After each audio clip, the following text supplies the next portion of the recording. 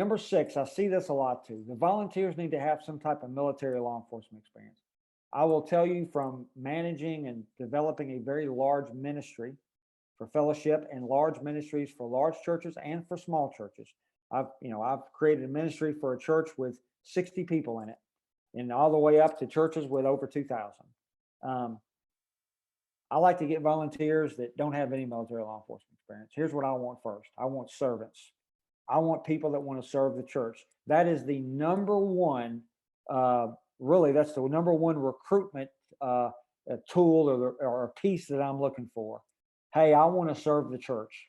I want to serve the church because I love Christ and I love the people that go here. How can I do that? That's number one.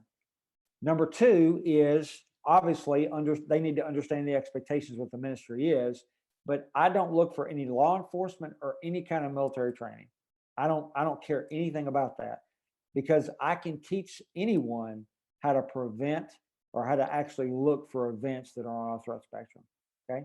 So law enforcement or military training is not a requirement for the ministry.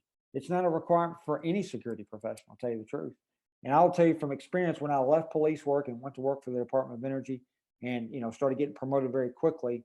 And in that environment, a security police officer, in a nuclear weapons facility like Oak Ridge, Amarillo, Texas, the 4 or 5 locations where we are actually, where there's a process that our nuclear weapons stockpile goes through, and it's in certain places throughout the country, not reactors, but these are weapons facilities.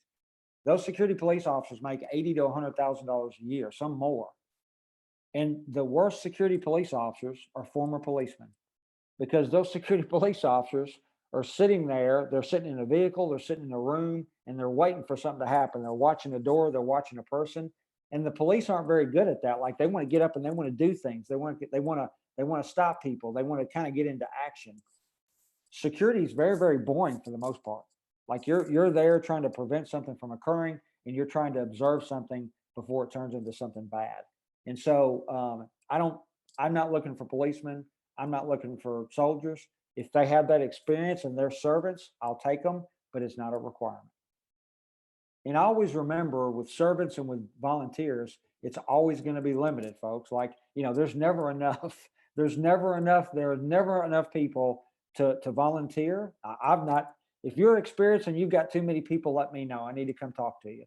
And number two, there's never enough money. There's never enough resources to cover everything we want to cover. So because your resources are limited, I'd completely take this off the board.